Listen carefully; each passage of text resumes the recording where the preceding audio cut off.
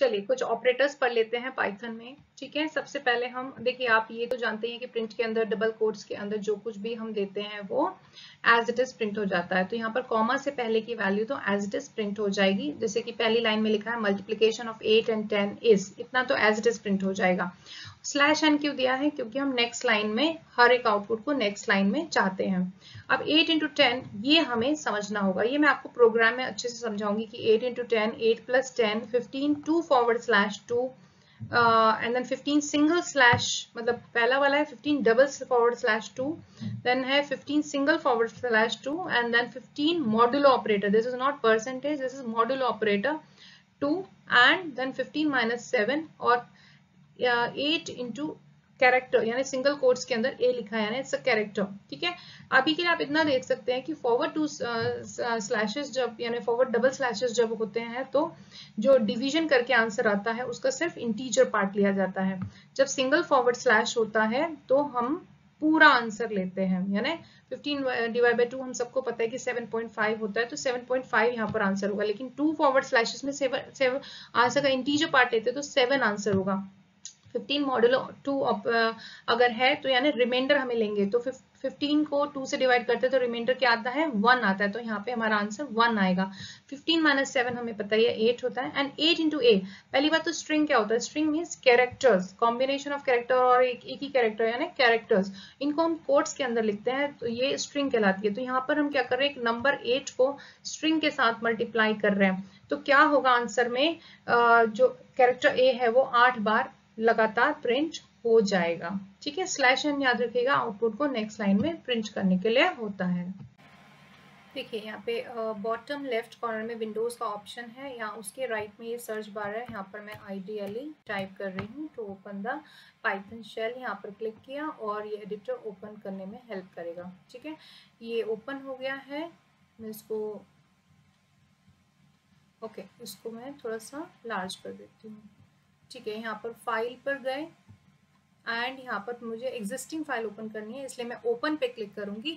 अगर मुझे नई फाइल क्रिएट करनी होती तो मैं न्यू फाइल पे क्रिएट करती, तो मैं अभी ओपन पर क्लिक करूंगी और मेरे डेस्कटॉप के अंदर पाइथन फोल्डर के अंदर मेरे पास एक प्रोग्राम है कैलकुलेशंस, जिससे मैं आपको ऑपरेटर्स किस तरह से काम करते हैं पाइथन में ये आपको शो करूंगी। ठीक है, इसकी अभी स्क्रीन को मैं बड़ा बना देती हूँ।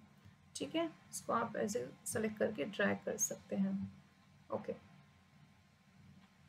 ठीक है, तो आप पहली लाइन में देख रहे हैं print multiplication of 8 and 10 is. आप सबको पता है कि डबल कोट्स के अंदर जो कुछ भी है वो हर लाइन में हमेशा ऐसे ही प्रिंट होता जाएगा, जो कुछ भी डबल कोट्स के अंदर लिखा है, तो वो तो हमें सोचने की बात नहीं है।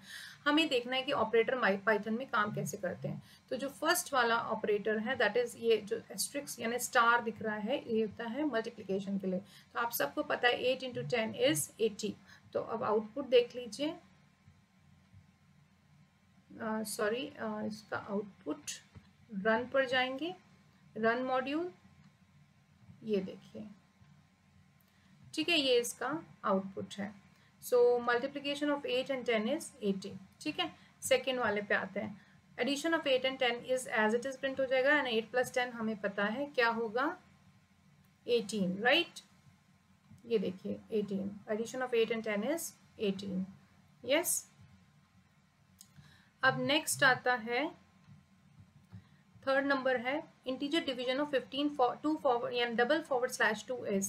मैंने आपको बताया कि जब डबल फॉरवर्ड स्लैशेस होते हैं तो हम आंसर का केवल इंटीजर पार्ट लेते हैं, इसको इंटीजर डिवीजन भी कहते हैं।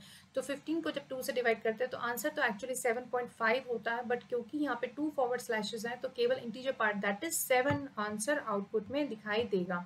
आप देख सकते हैं थर्ड लाइन में integer division of 15 2 forward slashes then 2 is 7, double forward slash 2 is 7। ठीक है, इसके बाद आता है फ्लोटिंग डिवीजन। फ्लोटिंग डिवीजन में हम सिंगल फॉरवर्ड स्लैश यूज करते हैं और इसमें पूरा आंसर आता है यानी विद डेसिमल।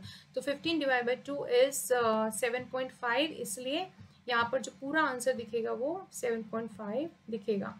अब नेक्स्ट है मॉड्यूलो ऑपरेटर। मॉड्यूलो ऑपरेटर होता है यानी रिमाइंडर शो करने के लिए। तो 15 को जब 2 से डिवाइड करते हैं तो 2 7 जब 14 होता है और 1 रिमाइंडर बचता है, तो यहाँ पे जो आंसर होगा वो 1 होगा, क्योंकि ये केवल रिमाइंडर को दिखाता है आउटपुट में। ये देखिए reminder of 15 modulo operator 2 is 1। ठीक है, इसको परसेंटेज नहीं बोलेंगे, इसको मॉड्यूलो ऑपरेटर बोलेंगे। ठीक है, नेक्स्ट लाइन में आता है सब्ट्रैक्शन ऑफ 7 फ्रॉम 15 इज 8। हमें सबको पता है 15 में से 7 माइनस होता है तो 8 बचता है। ठीक है, नेक्स्ट लाइन, नेक्स्ट कैलकुलेशन है multiplication of number 8 with string A. String क्या होती है? कैरेक्टर, है ना, कॉम्बिनेशन ऑफ मतलब बहुत सारे कैरेक्टर या सिंगल कैरेक्टर, इसको स्ट्रिंग बोलते हैं। स्ट्रिंग्स को हम हमेशा कोट्स में लिखते हैं। आपने देखा यहाँ पर ए को मैंने सिंगल कोट्स में लिखा है। ठीक है, और मैंने उसको यानी ए एक स्ट्रिंग हो गई और उसको हम नंबर 8 से मल्टीप्लाई कर रहे हैं, तो इसमें जो आउटपुट होगा वो 8 ए नहीं होगा, वो ए को 8 बार प्रिंट करेगा। ठीक है, तो नंबर को जब हम स्ट्रिंग से मल्टीप्लाई करते हैं तो वो स्ट्रिंग जो है वो उतने टाइम्स प्रिंट हो जाती है। आप यहाँ पर देख सकते हैं आउटपुट में कि ए 8 बार प्रिंट हो रहा है। एक चीज और यहाँ पर ध्यान करने की है कि बाय डिफॉल्ट यानी अपने आप से ही जो सारे प्रिंट कमांड्स हैं वो नेक्स्ट लाइन में अपने आप आउटपुट में आ रहे हैं। हमें कोई ऐसी चीज नहीं दी कि आउटपुट नेक्स्ट लाइन में जाए, आउटपुट खुद ही नेक्स्ट लाइन में जा रहा है। ठीक है, अगर हमें एक और ब्लैंक लाइन एंटर करनी है, मतलब इंसर्ट करनी है, तो हम क्या करेंगे, हम फॉर एग्जाम्पल एडिशन ऑफ 8, यहाँ पे मैं अगर लिख दूं /n, ठीक है, और रन करके फिर सेव कर दूं, तो आउटपुट में हम देखते हैं क्या फर्क आएगा।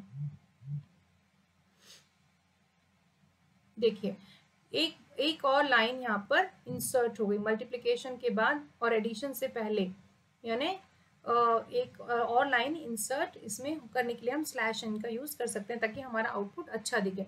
तो मैं ऐसा सब में ही आपको करके दिखा देती हूँ। ठीक है, तो /n है ही, क्योंकि ये पीछे की तरफ होता है तो इसको बोलते हैं /n for inserting a new line या ब्लैंक लाइन। ठीक है, in Python by default next line में ही आउटपुट दिखता है। ठीक है, मैं रन पे जाऊंगी, रन मॉड्यूल पे जाऊंगी एंड देन उसको सेव करूंगी। जब भी मैं कुछ एडिट करूंगी अपने प्रोग्राम में, आउटपुट में मुझे सेव करना ही पड़ेगा प्रोग्राम। ठीक है, ये देखिए ये है फाइनल आउटपुट अब की बार, और हर एक के बीच में एक और लाइन इंसर्ट हो गई है। ठीक है, आई होप ये वीडियो से आपको ऑपरेटर्स का थोड़ा आइडिया होगा कि ऑपरेटर किस तरह से चीज़ों को कैलकुलेट करते हैं पाइथन के अंदर।